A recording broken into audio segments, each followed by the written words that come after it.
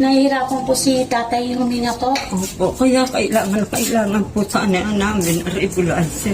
Siyempre, hindi namin makayanan. Opo. Kaya hinihingi ko lang sa inyo na tulong yung aking asawa. Kung hindi lang sa mga kasamaan namin sa bahay. Hindi ko na po alam ang Please subscribe, Baby Girl Madam Labi. Isa rin po siyang charity vlogger ng Bataan. Yan. Suportahan din natin si Baby Girl Madam Labi, isang charity vlogger ng Bataan.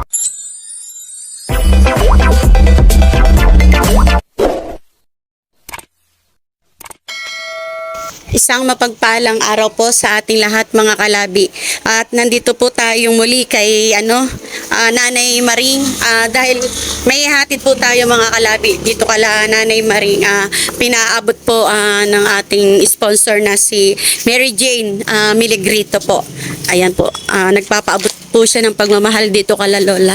Okay, Nanay. Hi, Nay!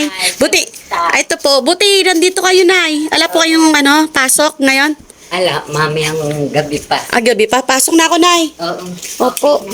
Ibig sabihin sa gabi lang po kayo tatrabaho po? Nag-aalaga? Oo. Doon kayo natutulog? Ay, may tulog po ba? Maingay ako. Hindi. Ala. Opo. Nagkukuhan na po. Ibig sabihin sa gabi po pala kayo nagtatrabaho, Nay? Tapos, anong oras yung punta niyo po doon? Alas 5:30. Ng hapon. Tapos, ang uwi nyo? Alas 6:30. Doon na kayo natutulog? Parang lang pala, sinasamahan nyo lang si Oo. Lolo na, yung matanda na, o si Lolo na, matulog, ganon. Sa 50. Sa 50 pesos. Ngayon may katulong siya. Aalis na siya. Oh, Ngayon, ang gusto nilang mangyari, ako ang papalit. doon sa katulong po. Oo. Oh, Sa 5,000. 5,000 daw yun. Sa isang buwan. Kaya kung papayag ako, sasahod ako mahigit ng 1,000. Paano naman yung apo ko nag-aaral? Opo. Walang maghahatid. Opo. Kaya sabi ko nga sa Sasahod kayo ng 1,000? Kala ko 5,000 po, Nay. sa loob ng isang linggo. Sa isang linggo, lingguhan ang magiging sahod niyo po. Kaya, Kaya lang, hindi po pwede kasi mayroon po kayong may obligasyon Opo. ako sa bata. Opo. Kaya, mahirap. Si videographer, muntik niya na raw mabitawan yung cellphone. Ayan. Nay, nandito kami, Nay. Meron po nagpapaabot sa iyo, Nay. Ng pera. Ito, may cash po tayo, Nay, na... Maiiyak na naman ako niya sa katuwaan ko Ayun nga, umiiyak ka na ngayon Kaya nga nung nakita kita, sabi ko, narito sila Madam Labi. Kaya ang timano naglipit ako.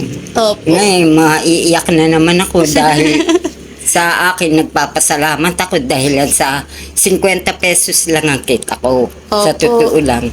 Oo nga, sumweldo kami nung pero naubos na rin sa gamot. Napupunta po sa gamot. Oo. Ay, yung pagkain niyo pa sa po. pagkain pa nga namin. Opo. Kaya kung pwede nga lang maraming salamat at naalala kaming tulungan. Opo. Ayan na. Nay, ito Nay, pinaabot po sa iyo 500 ni Mary Jane Miligrito. Ano pong sasabihin niyo kay Mary Jane? Maraming salamat po, Madam Mary Jane. Anong apelyido na? Miligrito po. Miligrito, at naalala nyo kaming tulungan. Itong binigay nyo, bibili ko ng gamot dahil sinusumpong na naman si abe ko, sabi niya. Ala na naman kanya akong gamot. Ano ka akong gagawin ko, wala naman tayong pera. Kaya nga, maski na sa Hermosa, humihingi ako ng tulong sa DSWD. Ayun pala. Tamang-tama po pala yung dating namin. Ayan, may pambili ng gamot si tatay, no? Ayun nga, maraming salamat sa tumulong sa amin na mag-asawa. At dito malaking bagay na rin sa amin mag-asawa. Unang-una sa gamot. Pangalawa, siyempre, idadaos ko na rin yung pagkain namin. Kung ala rito talagang sinabi ko naman sa iyo, ako namamasukan, 50 pesos lang. Opo. Kaya antimano, nung nabalitaan ko na nariyan ka nga sa Pasig, sumugod na nga ako. Opo, yung unang pagkikita oo. natin. Alam mo na, yung ano po, yung sponsor po na nagbigay sa inyo. Dati po, yan po yung mga miligrito po. Nag-ano po yan sa amin na dati, lumapit din po sa amin. Humingi po sila ng ano ng tulong para po sa sa magulang nila na meron pong sakit. Kahit po diaper ay madalan po namin. So bali pinuntahan po namin 'yon sila. At nagdala nga po kami ng mga diaper. Ang ano ko doon, Nay, nakaka-touch po sila. Ayun Alam niyo po naman. kung bakit, Nay? Bakit? Dati po sila, dati po sila lumapit, humiling ng ng tulong. Di ba po, Nay? Tapos ngayon po, ang nakaka-touch po doon, ngayon sila na po yung nagbibigay ngayon ng tulong. Ay, O, di ba po? Nakakaano po sila. Maganda rin yun sa amin mahihirap at maski na ganun, nakakatulong din sila. Opo. O, di ba, naman- Nay? Ayun na nga. Ang nakakaano po doon na yung dati sila yung humihingi ng tulong. Oo. Ngayon, dati humingi sila ng tulong sa akin.